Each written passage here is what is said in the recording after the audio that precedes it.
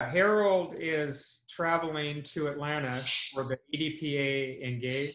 So he asked Mel and I to fill in for him. It's kind of cool. I feel like, we're filling in for Jay Leno or something. Or Where's the fake? Jay Leno without the mustache. Where's the fake mustache? But anyway, no, he's traveling, which is pretty exciting. A lot of exciting things happening right now with the industry. It's great to see him going to that event and meeting up with a lot of other people from the industry. And speaking of positive, what's that? And Hendrik, he's going to meet with you in the next day or so, isn't that right? Yep. Right. Yes. Yeah. But speaking of positive things, why don't we start off, since we are experiencing some positive things, just by, if you want to share maybe something that is positive that's happening in your business. Can you guys hear me? Uh-oh. Oh boy.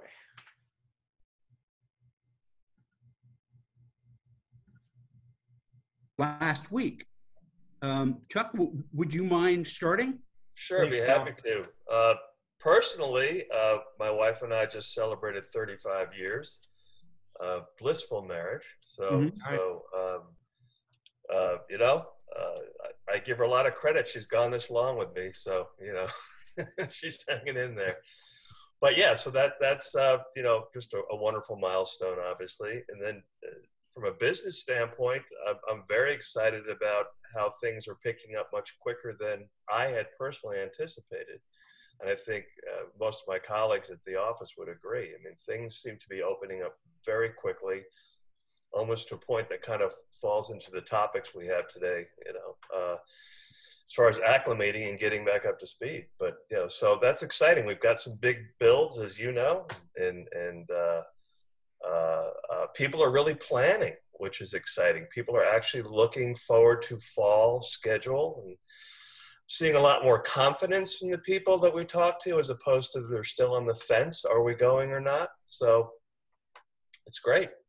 Are you hearing from anybody, Chuck, that their company is still preventing them from traveling at this point? I personally have not heard that. I can't speak for the other 10 reps that perhaps have day-to-day conversations, but that has not been brought to my attention. I mean, I know that it's out there. My sister-in-law works for Pfizer, and I know that up until recently, they still had some pretty strict travel bans in place. They're actually not even going back into their offices, I think, until January, at least some of the. So, but no, I have not. Wow. Hey, Hendrik, how about you? What positive things happened to you in the last week? You guys hear me? Mm-hmm. I'd be happy to share. I thought it was very encouraging that friendships and partnerships in this industry are alive and well, right? So we had a lead on the East Coast for a show in Vegas. Budget wasn't great. I turned it over to a friend on the West Coast and said, "You want to take a shot at it?" And he said, "Wow, that budget is really low." He came in the highest out of 3, but won the deal anyway because, the person that talked to us said, "Yeah, if Hendrik recommends you, then you must be good." And I said, "Wow, if that's how it works, I should be sending you all my my clients over." In return, he bounced me a lead over, and we were able to close that one too. So kind of funny how in partnership, honest conversations, we both landed a deal that otherwise we probably would have never gotten. So I thought it was really cool. Great moment to kick off what you guys all described as busy. Absolutely the case. And through smart conversations and partnerships, we can help each other. So I think our industry is closer together than it ever has been. It's funny, Hendrik, that you should talk about partnerships that way, because in the last week and a half, 2 weeks, I've had 3 conversations with folks that I guess technically would be competitors, although, we kind of have a lot of partnerships with people who would be competitors, and they were all looking for ways to kind of spread the load, spread the manufacturing capabilities, and are looking for ways for each other to kind of assist one another. We've never seen that before, and they're really great opportunities for for both companies. So that's refreshing. Yeah, it feels like the Jerry Maguire moment, right? So everybody is happy to have this great moment, but who knows how long it's going to last? But I think, I think we might have all learned something out of this pandemic, and hopefully we're going to be a little bit more strategic about partnerships, and we'll serve our customers better. So, all right. Hey, Doug, how about you? It's been a while since I've seen your face. Yeah, been a little bit good and bad. I guess last time was a technical issue. We had a tree collapse on a line and took everything out, so kind of prevented me from joining. So I apologize for that. I told Harold about that. No, I mean, yeah, echoing just what they're saying. I mean, it's been very exciting to see customers coming back, talking. Yeah, nobody's talking about not going. Most of the ones, especially ones in our storage, are gearing up and saying, yeah, we're going to shows. I've only had one customer, and they're out on the West Coast in California, said that they're not doing any events the rest of the year. They're going to wait until next year, but they're the only ones that have said that they're not doing stuff. Others are gearing up with 4 to 5 shows for the rest of the year, which is very, very exciting for us. Plus some new projects and some new clients that we're working with to try to get some of their business. So I'm very excited about what's been happening over the last several weeks. It's kind of like the light switch just get turned on, and all of a sudden, we got to get going. And, we were all talking about what's going to happen and how that's going to work. And it's kind of here. Stuff's got to get built and stuff's got to get done now. So, but very excited. I'd rather have it. So how is that going to happen, Doug? Because we're hearing the same thing, that people have overlapping shows or have shows that within our days of one another in the fall. I mean, how is that going to work? Yeah. That's a great question, Mel. I actually would return it on to you since I buy it from you and I need that stuff. You're right. It's tough. And some of the stuff that we're looking at is, it's not just off the shelf stuff. It's going to have to be built. It's going to have to be done. And some of the timeline that I'm looking at is August for shows. So this stuff's got to start to happen quick. And I'm pushing, of course, to get them done because they've got the events coming, and I've told them and explained, you're kind of everybody's turned a switch on that the switch wasn't ready to be turned on, and it's going to take a little longer. And they're all understanding, and they're all pushing hard now to, I think, even expand their timeline to give us and give you guys more time to get this done. And so, they're working with us in that regards on the new build stuff, and that's great, but it's kind of really, I'm relying on you guys to help us out with that. My internal stuff, we just take care of, and it's not an issue for us. It's really going to you guys and getting that stuff done. I give you guys a lot of credit. I put it in design, and you guys got it back within like 3 to 5 days. And I thought that was fantastic. And the client loves it, and I'm just waiting to get their approval and some money. So it's great. I'm surprised you guys got it done that fast and were able to. So I appreciate that tremendously. But they're one of those that's coming up end of August with the show, and so she knows she's got to move. So, well, I want to get back to you, Doug, a little bit, because I'm curious how many of you are seeing a mix between people who are open between purchase and rental. If that conversation is easier to have now than it was pre-pandemic, but we'll get back to that. Mark, how about you? What positive things are happening in your life?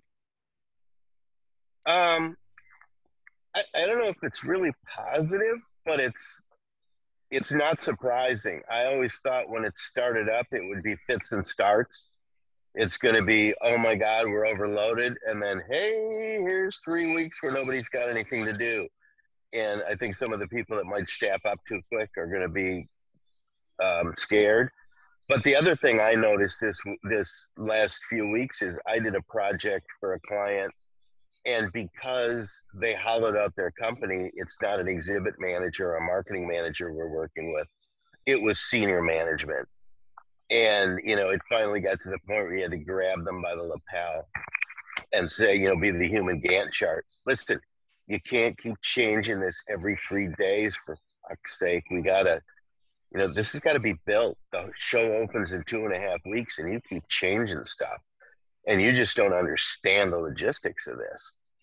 And there's going to be a lot of that. This is going to be like 2009 all over again, where the exhibit managers are all gone, and it's the administrative assistant in the marketing department that's the new exhibit manager. And you can be a really good friend and do great things for their career, or they're going to think they know everything, and they're just going to be a nightmare client. Oh, and I agree with you, Mel. Starbucks coffee sucks. It's burnt. So Doug, what coffee do you prefer?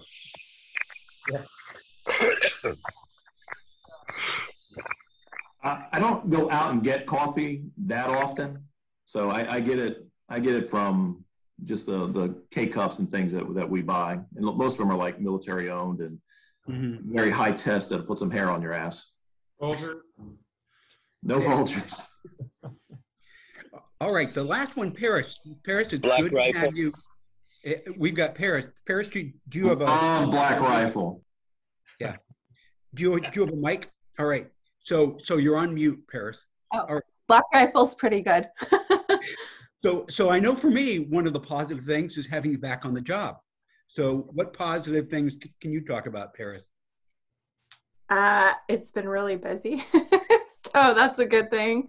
Yeah, no, it's just really good to be back, able to talk with people. It's been a pretty smooth transition for the most part. Like, even though I was gone for like 6 months, basically, everything just started coming back. But I'm starting to see a bunch of people are like, lead times, I guess, for me. That's my biggest thing, is just like, hopefully not trying to panic people, but also trying to like put it in people's heads like, hey, it's not going to be like the past couple years where we had a couple, like we could like change stuff like really quickly. Don't do that to us, please. That's all I can say. Well, I will tell you a difference, Paris, is that, I took Thursday and Friday off last week. And, as I leave the building, I walk by it, the job board. So there's a big wall. Anybody who's been in our building, there's that big wall that has all the paper copies of the jobs along that wall. And there were, a number of jobs on that wall. Well, I went in there this morning to take care of a couple things, and that job was full. I mean, I put a picture of it on Instagram, but that job board, it's like pre-pandemic job board on that wall. Yep.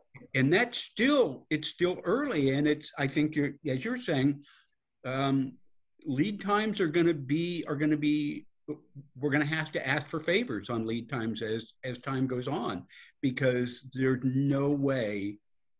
I mean, I think especially as we get into August and September, we may be needing more than 10, 15, even 20 days to be able to build something.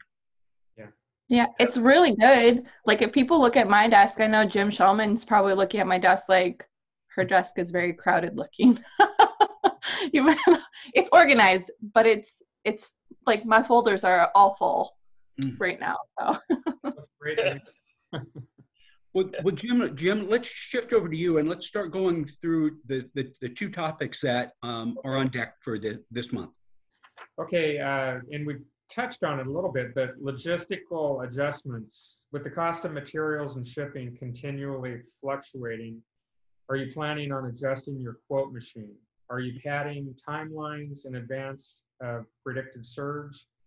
Are you adding temporary surcharges, percentages to your quotes to cover costs? Are you putting time limits on your quotes, such as this quote is valid for 30 days? Yeah. So how about you, Hendrik? How are you handling things? Generally speaking, all our quotes are valid for 30 days, right? Just because, it puts fire under their butt, and, it is just what it is. Now, in this current climate, yes, we absolutely have to adjust our proposals from the past. Most of them were not, some of them have proposals from last year and they still want to do this. They just waited until now and they're realizing, okay, so we are readjusting our proposals and we're highlighting why it is more. And if we have to charge more in certain areas, the two things that are really, difficult is transportation. I mean, the cost is absolutely ridiculous for that. And lumber. I mean, we all know it, right? Those are the two that are causing challenges.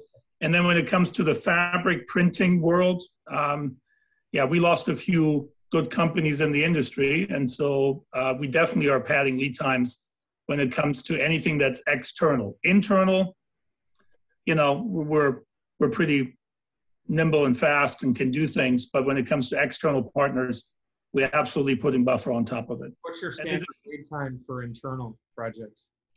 You know, I would say right now, you know, we always like to have, now let me take a step back. What was before the pandemic and what it should be are two different things. So I say that right now we're probably looking at anything 10 by 20, 20 by 20, we're looking at 15 days that we could probably turn it. But as the volume picks up and there's a lot going on simultaneously, overlapping days and shows, we bumped that definitely up to 20 days. And anything larger than that is anywhere between 45 to 60 days on an island right now. So we can probably do it faster. We do it faster, but that's not, we're telling the client that's minimum time, right?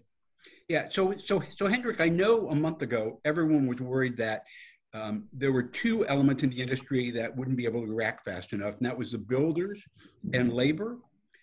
And I guess I never thought of the printers. Do you think really the fly in the ointment going forward is going to be the printers, not the builders and labor? I think all three of them are problematic. So on the printing side, wow, it took forever to get proofs back from people, slow responses. What used to be like in a couple hours, you know, you got an answer on it. We've been waiting for days on certain projects on larger, more complex die-sub, right, work.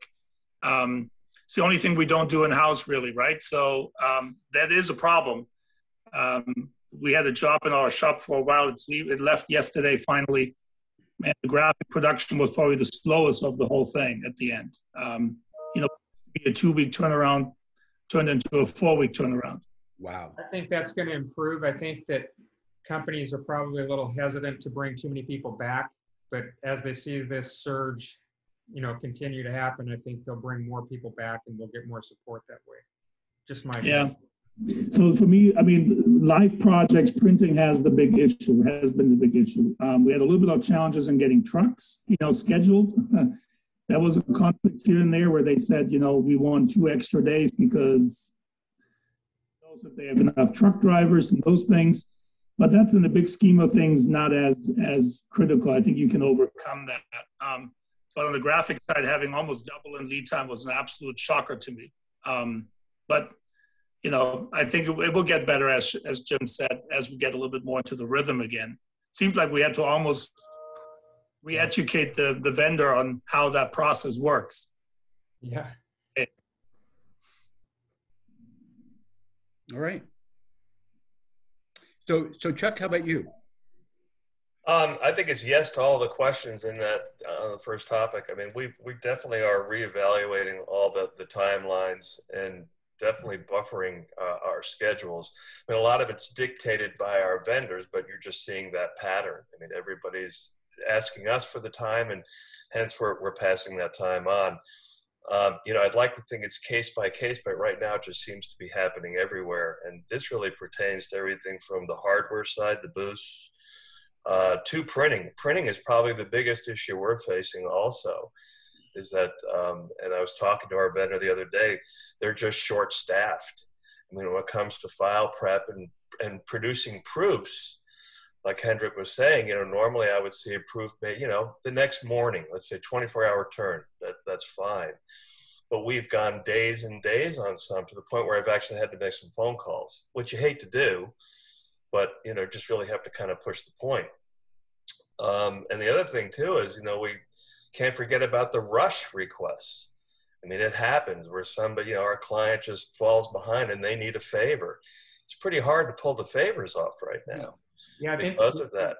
The difference right now is we used to just, all vendors used to just say, okay, a rush charge, and we could go ahead and make it work, but money won't buy that now. I mean, we just won't have the capacity when we run into this huge surge that we're expecting, and it's already starting to happen. Sure. And we're just going to have to say no. And that's the toughest thing when you're coming back from a pandemic like this and loss of a year's worth of business. it's really difficult. Oh yeah, yeah. You have to sometimes. So, I hey, know in Chuck, the old days. Go ahead. I was going to say, you're closest of all the people on this call. You're the closest person to the shipping industry. Can you explain to all of us what the problem is there?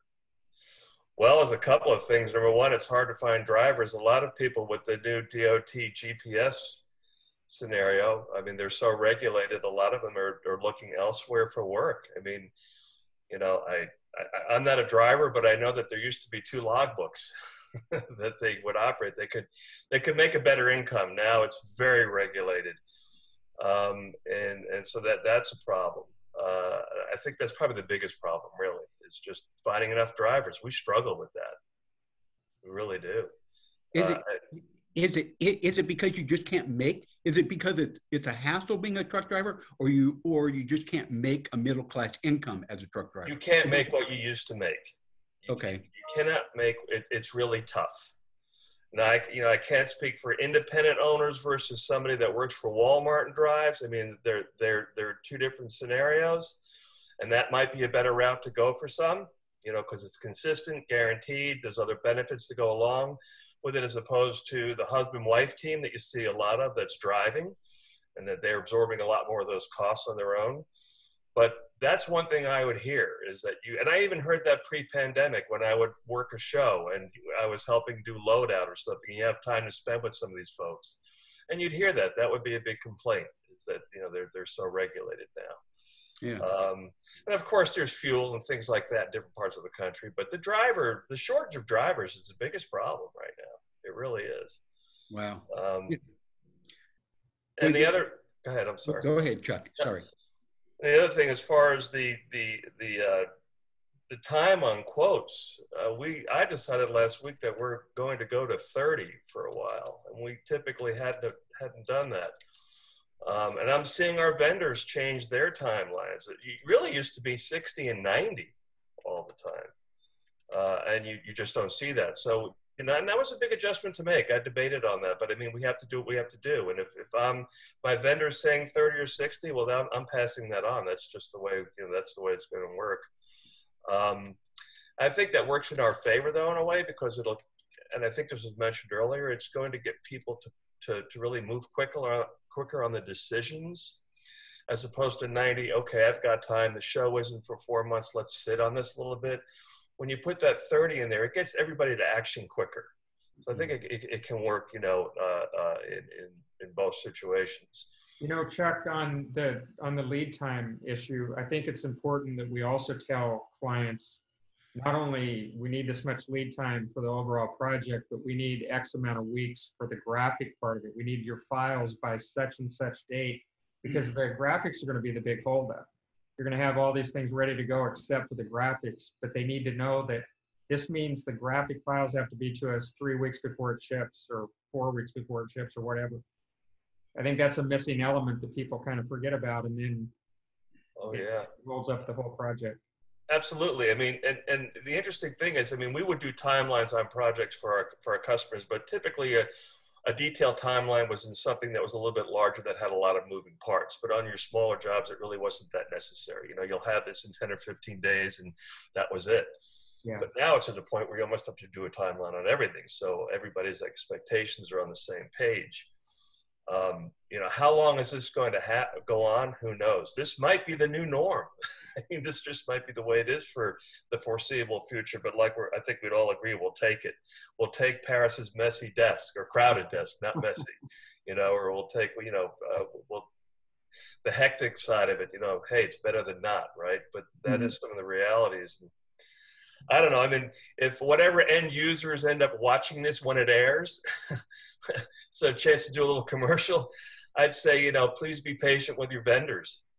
You know, we're all in the same boat. Try and plan ahead. You know, we're trying to get back to normal as far as procedures go as quickly as possible. So I would say to everybody in the meantime, try and anticipate, you know, the new normal turn times. You know, plan ahead. And then at the end of the day, keep the faith. We're on our way back. That was my little commercial. Well, I think one of the things that works in all our favor is everyone's aware of the chip shortage. And even though the chip shortage doesn't really affect us, what it does is it sends a message as far as global shortages on a lot of raw materials or processed manufactured materials that are out there, so that when you bring it up, there isn't that shock, or just kind of work around it, or just do what you have to do. I think they realize there are actual barriers in front of us to make that happen. Are you seeing that, Doug, too, as far as you're reaching out to your vendors? Are you seeing a lot of logistical issues? Not as much logistical right now. It's more the quoting, taking far too long on a couple things we got. Basically took too long and we got kicked out, which was, didn't leave a good taste in our mouths about it. But, in terms of like the cost of things, it actually helped us close a custom project that we were working on, because the price had already gone up 10%. And the client was like, "What do you mean?" And we're like, "Well, it's lumber and all." And they're like, they couldn't believe it. And so they're like, "Well, what do we need to do?" And we said, "Well, you need to sign today." And they did. So we got it. Help us close it. I'll take it for that. Wow. But it's, I'm still kind of pushing that with customers, letting them know I need that timeline. It's just not going to happen overnight right now. We just need more time. And on the shipping, everything we tell our customer is that's today's shipping rate. That's not tomorrow's shipping rate. That's not next week's shipping rate.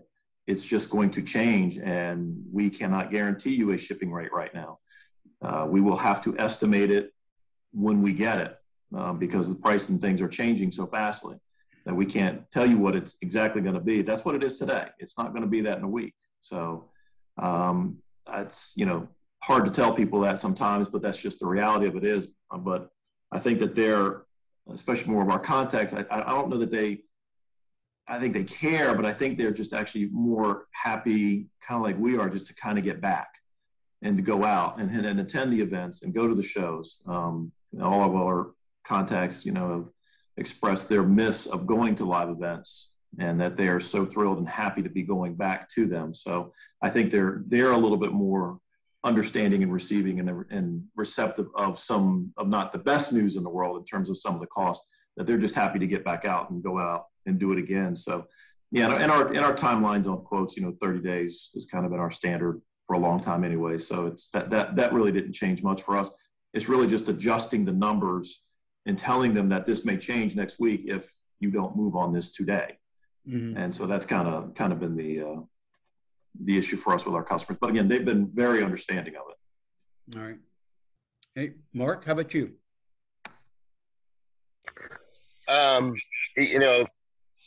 When I look at what Doug just said, I think that's key, is making the clients understand this. This has always been an industry where clients have no concept of what goes into the process.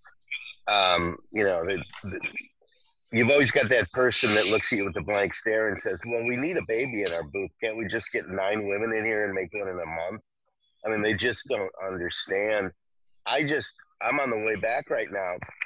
I went into Men's Warehouse last night and said, "I need a funeral suit." And the funeral's almost 2 weeks away. And they said, "Wow, my alterations are out, 2.5 weeks. And I said, "Well, it's for a funeral. Can't you squeeze me in?" They said, "I'll tell you what, I can probably hem the pants." And they checked. I just had to drive half an hour and pick up a pair of pants and drive them back here because they didn't have time to get me. And they have a sign in the fitting room that says, "Thank you for being kind and understanding our short-staffed situation." And like Doug said, you just got to explain to them, "Hey, that's the number today. It might be different tomorrow. And that's just the way it is." And if you've got somebody new that's never done trade shows before, they just need to understand that. And if you've got somebody whose favorite phrase is "that's not acceptable," they're going to have a real problem in this job, especially in the next 12 to 18 months, I think. Mm-hmm. I mean, we're all, helping each other. And like you said, even the competitors are getting together and helping each other. But somebody that expects to be catered to, I mean, if you got some Karen out there, she can ask for the manager all she wants. She's going to run out of vendors really quick. Yeah, that's interesting. Yeah, I mean, I think more clients are realizing we're all in the same boat. As Mel had mentioned earlier, I mean, it's on the news all the time, right? It shouldn't be a real shock to them, but for some it would be, I guess. Yeah, the thing I saw this morning in an article is, oh, what did they call it? They had a name for it, but they said the packaged goods manufacturers are starting to do, inflation is starting to get bad at the grocery store, but instead of doing, it's like if you've got a 16-ounce bag of potato chips, instead of raising the prices, suddenly it's a 14.25-ounce bag of potato chips for the same price. Mm-hmm. Or the cereal box is 1 3/4 ounces smaller. Because people notice the price increase, they're not going to notice if the toilet paper is 65 feet shorter. Or 8-packs. Look at all these sodas now that are going to 8-packs. So that's an interesting point you make, because I've noticed that a lot lately. What is this 8-pack thing? But that's... Yeah, and then they pitch it, oh, it fits better in the refrigerator. It's easier to carry. It's the same price as 12. You know what's so funny about that is, about a year or two ago, I read an article.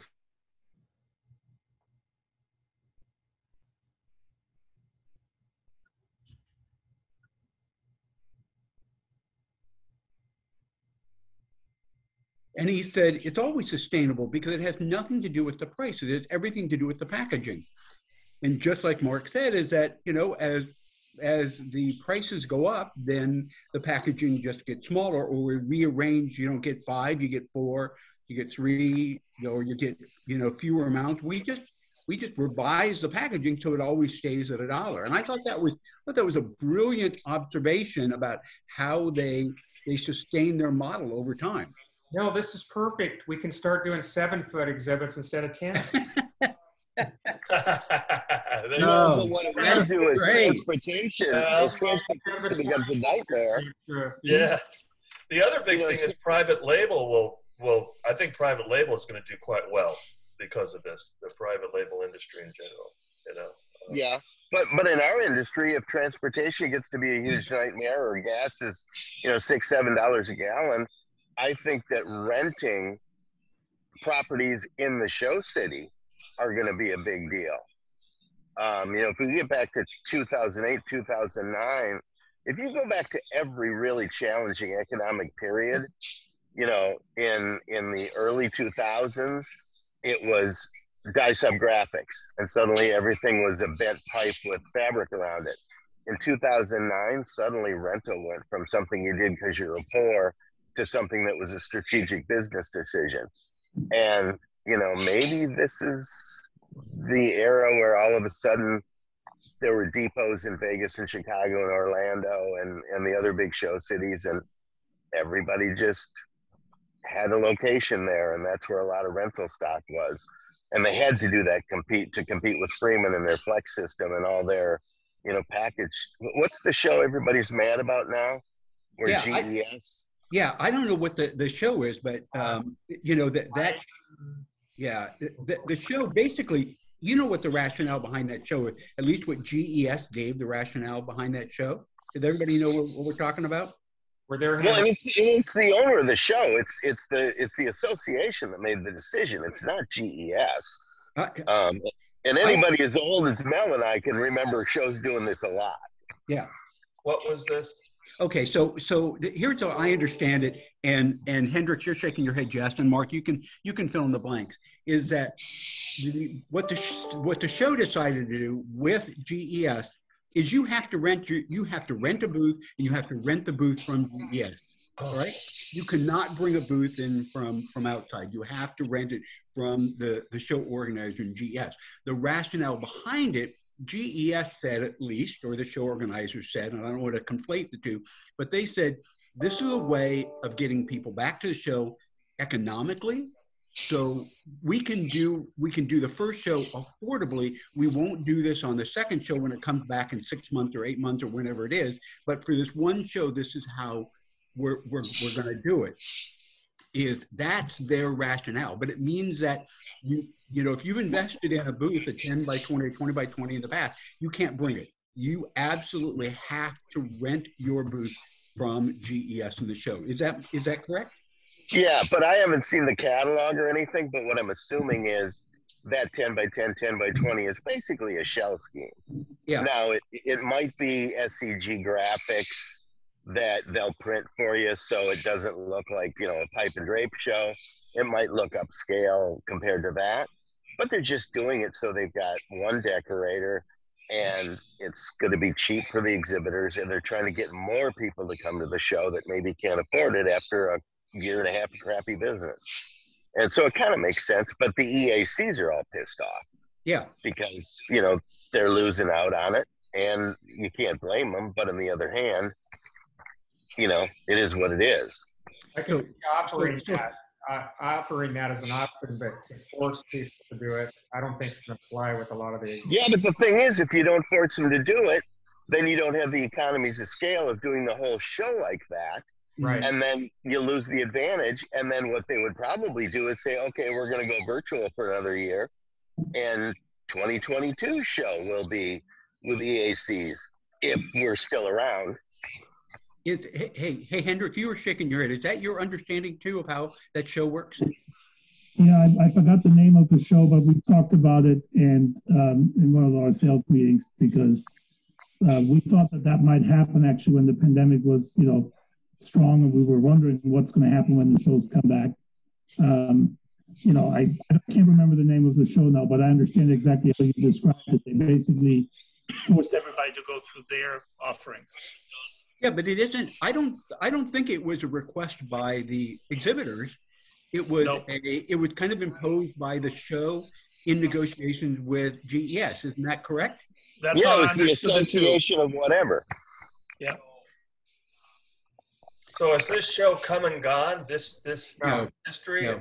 No. I think it's happening like in the next. It's coming up in the next. I don't know, around this time frame now. I can't remember it. We talked about it a month ago, I want to say, and. Go to the page on Facebook. I work in trade shows page, yeah, and listen to all the guys in the I&D union screaming bloody murder. You'll find it real quick. Yeah. If you go back to the beginning of the pandemic, Freeman had a white paper or something, a PDF on their website, where they said this is what shows are going to look like after the pandemic. And basically it's this. It's a bunch of vinyl floor with shell schemes and big 20 by 20s with a 20-foot wall across the middle of it and video screens. And it looks more like a pre-reception to a wedding reception than a trade show. A lot of rental furniture, a lot of hospitality areas with prepackaged food. And they were saying this is what it's probably going to look like for the first year. And they were saying that over a year ago. So, do you think that's true, Mark? Do you think that's what shows will look like? I don't know. I think they were guessing. But, you know, the problem I had designing this new booth was I had the same conversation. You know, we did like 5 versions, and version 3, we were having conversations like, no. Remember, we have headers connecting all the workstations because we have a vinyl floor because of COVID, and you can't run cables under a floor unless you want to raise the floor, and that costs a lot of money. So you can't take the headers out and move the workstations around. And they're like, oh yeah, that's right. You know, there's just a lot of logistical stuff because of COVID. I guess, you know, what's weird though, and I'm going to kind of articulate what design has told me, and Jim, you can kind of add to it or disagree with it, is our designers are saying, when I've asked them what kind of COVID precautions are clients demanding, like partitions, you know, with demo stations being farther apart, they said nothing. They're not requiring anything that is a change from pre-pandemic. Now, there are COVID changes that are happening on the show floor, like wider aisles, maybe not carpeting in the aisle, more hand sanitizer stands. But in the booth itself, There's nothing. I mean, Jim, are you seeing anything when people ask for design? Exactly. I'm not. You would never know that there was ever a pandemic. Nobody's requesting any of that. In fact, we have a few islands on in our rental gallery that have the protective dividers, the acrylic dividers and sanitizer stands. A distributor the other day said, "Hey, I like this design, but can you take out those flex dividers? And we don't need any of that." And I said, "Well, actually, that's a standard kit without those." But no, nobody's saying anything about needing certain specific vinyl floors or anything like that. Nothing. I haven't heard anything with regards to social distancing within a booth footprint from any of our clients. That has just not come up. At least you, Hendrik. No, I want to totally agree with you all. It was interesting to us a month or so ago. We actually thought about putting out designs and making case studies for that and showing what a current exhibit was and what the new one should look like and all those things. And then we realized that most clients basically just came back and said, if we have to do all this, then why are we going to the show? Yep. But doesn't it make sense if you think about it? People are comfortable going now. The ones that are going are comfortable, so they just don't want to hassle with all that. Yep. Exactly. They're either comfortable or they're not. I don't think there's a real, we'll go, but we're going to double mask and have all the acrylic dividers and do all that. No, I would say, the typical hand sanitizers, touchless interactions, those kinds of things. Technology of that regard, that's everybody wants to know how to do that. Yes. But I feel like that was anyway coming as an advancement in our industry, and the pandemic is just pushing that, I think, forward as just best practices. Right. But we were actually somewhat positively surprised when people actually said, "Don't worry, don't waste your time on designing things that have these things in there, because if I can't have my conference room or meeting tables, we're not going." Yeah, so, and they're closed conference rooms, right? Yeah. It's crazy. Well, it is and it isn't. If you think about all the sporting events right now, some of these stadiums and arenas, they're filling them up as if nothing's ever happened here. And so But that's what's crazy. That's what's crazy. Minnesota, they said, we'll open things up when we have 70% of the people inoculated or July 1st. And I thought that sounded stupid because it's like, well, what if only 40% of the people are inoculated by July 1st? That makes no sense. But then as soon as they said, "Oh, okay, well, we're just gonna stop the mandates right now," and then our state went, "Oh, okay. Well, if everybody else is going to do it, we'll do it too." And I was like, and I didn't have a problem with that because the states that didn't do the lockdowns have better numbers as far as, cases and deaths than we did, and they don't have all these businesses that failed. So, cool. But it's like overnight, it was like, pandemic? What pandemic? They don't even have the hand sanitizers here in Caribou anymore. There's a sign on the door that says, if you've been vaccinated, you don't need a mask. I just think, people are either comfortable with it or they're not. The ones that aren't, I don't think a plexi divider is going to make a big difference to them. They're just going to stay home. But the people that are comfortable are going to go and not worry about it. Yep. Yeah, I don't Unless, there 5 people catch the variant from India, the vaccine doesn't work on, then all of a sudden, Katie bar the door. Well, I wanted to ask another question about some of the, logistical challenges. It appears right now, as we look into the shows, August, September, October, and the schedules that they're giving us in regards to move-in dates and setup times available, it feels even more compressed than it has been. I don't know if, the other guys here, Chuck, Doug, and Jim, if you're dealing with these show schedules, do you guys feel the same, or is it just because we're out of it for a year and a half, it feels like it got even tighter than it was before? Move-in time, ready for show floor. I feel like we're losing almost a half a day or a day in this process on some of the bigger shows, which I thought was already tight to begin with in the past, and we're now even feeling more compressed. I agree. Setups. I do agree. I mean, and I'm noticing it just on, especially on some of the installs where we're being forced to do weekend overtime on installs where we didn't have that Friday luxury. Yeah, I think that quite a bit, and even on the downs, which is frustrating because it really is very impactful when it comes to a cost standpoint. But I agree. I'm noticing that it's trying to squeeze all this in. Yeah, they're squeezing all this in and compressing everything, and they just have no choice but to, hey, these are our dates that are available, and we've got to squeeze it in there. So do you Well, guys the run people that own the into, convention centers don't have they don't have any dark days now. right. the other thing that I find extremely, and I get it, the associations are struggling as well, but we don't even have show kits for shows that are in September. I mean, I don't even know how to estimate some of these things right now. I'm hearing that all the time, that nobody has show books. No, I'm working on some RFPs right now, quite frankly, and you know, there's a lot of labor involved, and I can't pull any kits. I mean, all I can do is give the client rates for the city that I'm doing it in. I can't tell them if it's standard, overtime, or in some cities, double time, which, you know, it's quite a spread there.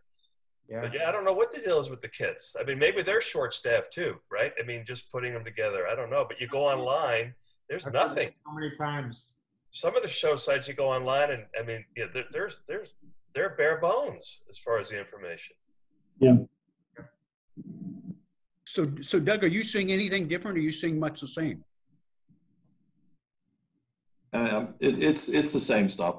It's not anything different. So, if I had something different, I would add it, but I don't. Nobody's worried about masks or distancing or, like I said, everybody I keep talking to, they're just thrilled to be getting back and thrilled that they don't have to wear a mask when they go. So it's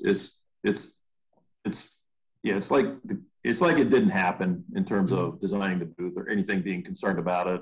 Yeah. None of it's coming up anywhere on any of it. And everybody's just acting like it was normal and we're back to normal and this is how things go again. So. Well, so let me ask you a question, and I know the answer to it, and it's going to hurt my feelings, but I'm going to ask it anyway. Are your clients going to be any better at pre-show marketing than they were pre-pandemic?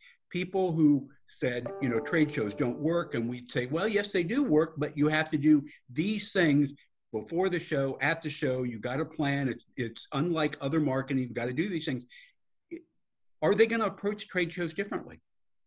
I don't know that they're approaching it differently. I think that part of the issue too is that a lot of the people that were doing it are gone, and people that are new don't know how to do it and don't know what they're doing. So I think it will be worse than before because I don't think they really know what they're doing.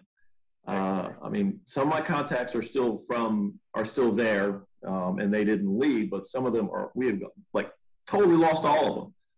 And we're talking to people who have no clue about what they even own, have, or what to do with it. And they really have no idea what really goes on. And so it's kind of re-educating a new group of people on exactly what this does and how it works and what you do with it. And so I think it will be worse because they don't know what they're doing. Like the ones that had that consistency and the ones that we're talking to are still there. They know what to do. They're fine. I think they're okay. And I think they'll be all right. It's just all those new ones that, like, we've lost a ton of them. They're all new contacts who have nothing to do with the trade show, never knew anything about it. And now we're talking to them about it. And they're like, well, we don't even know what we have. We don't even know what to do with it. We don't even know where we're going. And so that part is a little bit tougher because I think it will be rough on them, and rough on them to get results since they don't know really what they're doing. And they don't have somebody that's been experienced doing it. So kind of like some of you guys have made comments that you're dealing with different people in the organization. And that's exactly what it is. And they have no clue. They don't know what they're doing with it. So they're relying on us to help them, but they don't even know what to do. I don't even think they know the questions to ask at this point. Wow. It's interesting. Yeah, I was going to say it's interesting because, you know, you can almost set expectations if it's all new to them, then they don't have anything old to rely on. It's almost a good opportunity to kind of reboot some of our timelines. You know, well, yeah, that part is easy, but I think it's the logistics parts, the marketing part that Mel's asking about. You know, are they going to think they're going to do better or worse? Since I don't think they even know how to do it or what to do with it, I think it's just going to be worse because they don't really know what to do with the trade show. They don't know how to market it. They don't know what they're supposed to do when they get there. they don't even know what they have. So it's kind of like, wow. I mean, this is going to be rough for a few of our clients, some of our clients that have none of the people and none of the staff there that was there doing all this stuff and managing it. They've passed it on to somebody else, and that person is like, what is this? And they have no clue. So I think it's going to be rough for some of them. Yeah. Wow. Anybody else have any thoughts on that? Well, we are seeing it in the warehouse. We're having a lot of people say, hey, I don't know what's in there. I see what you have on exhibit for us, but you know what? I don't care if you're charging me X an hour. I want you to go pull everything. I want to know what, And so that compounds. Handling it? Pardon? Because somebody new is in the position and they absolutely kind of restart. Absolutely. Well, again, but some of that is turning out positive as well too, because it's been over a year and a half since they've done anything. That actually even the ones that are going and doing are looking at it going, well, we can't use those. We don't do that, or we don't. Those graphics don't work anymore. We've got to rebrand this entire thing. So in some instances, it's good because they're going to have to rebrand everything they got. Some of them are just trashing the stuff they got because it doesn't even fit anymore. They're like, that's not us anymore. This is what we are now because it's been a year and a half. And they're like, our company's changed. We're different. We're not who we are anymore. Yeah. I think we should all preface all these comments with we're not necessarily complaining, and it does equate to revenue, right, for us all. But there's the sanity factor too at times. But hey. Well, we're almost at the end of our. Does anybody have any final comments? Anything you guys want to leave us with before we exit? Anything? All right, Jim. Anything you want to say? I just feel like with everything that's been said, I just feel like it's the weirdest thing. It feels like, in so many ways, it kind of feels like when you're starting back here, it feels like starting a new job to some degree, but yet you have experience with it, and then it doesn't take that long to click in and really get back to full speed. But it's been a very strange experience, but exciting. I mean, I couldn't be more excited than to walk through the shop and see all the stuff that's going on out here right now, and all the new people that have been added. Not new people, a lot of the people that have come back, and it's just so exciting to see everybody and see the excitement on their face. They're smiling, saying hi, and they're just loving the work. So I think it's a lot of positive things.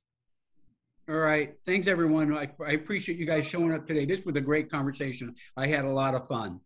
Until next month, and keep selling, everybody.